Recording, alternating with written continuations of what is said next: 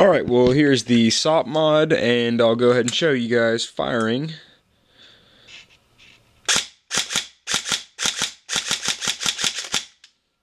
So I only had one little hang up there at the end, but fortunately the motor's torquey enough to overpull it. Or I guess not overpull it, but cycle it anyway, even if the piston's locked back. But I mean, the trigger response is phenomenal. This is a 7.4 volt 20C pulling a Garter SP110.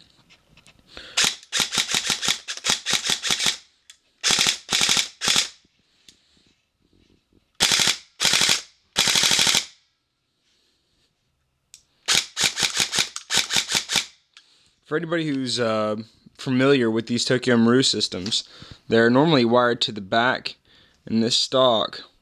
However, I didn't like the proprietary battery system, so I ran a MOSFET up to the PEC box in the front. And you can actually see the wire harness. I'll upload pictures with that as well. But I actually had to Dremel in a little bit around the delta ring right here.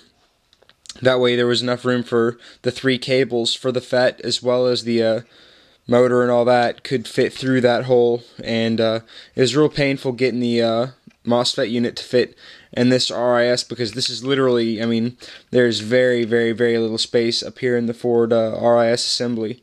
So, but fortunately there was just enough to get it to fit along the top here, right under the RIS, or right under the PEC box.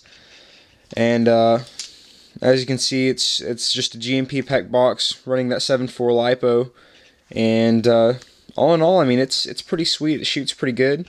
I accidentally shot out my chrono yesterday, so I can't really tell you what it's shooting at, but hopefully I'll get a new chrono in the next few days, and I'll chrono it and you guys can see what it does. But as most of you know, this does have the recoil shock buffer system.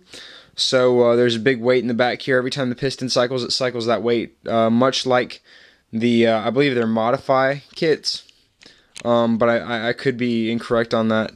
But now, whenever I first got it, the recoil block was stuck, and I wasn't quite sure why there was no recoil whenever I fired. And whenever I was disassembling the gun, I realized that the block was stuck. And now, I mean, it's a lot better. The only problem is, like all things, the recoil heavily dampens when you load it down with accessories. And so, in the lightest form you can possibly get it, that's when you'll experience the most recoil. I mean, as you can see, like right now, all I have is a front sight, or a rear sight, a PEC box, and a vertical grip on it. And then, you know, the Magpul stock. And I mean, you can see the sling mount bouncing around there whenever I fire it, to give you a decent idea. You know, it's not a Daytona, it's not a KWA LM4, it's not a Western Arms or anything like that, but it's still present. It makes it a little bit fun. So, anyhow, thanks for watching. Give me a shout if y'all have any questions. Like, subscribe, you know the drill. Thanks, bye.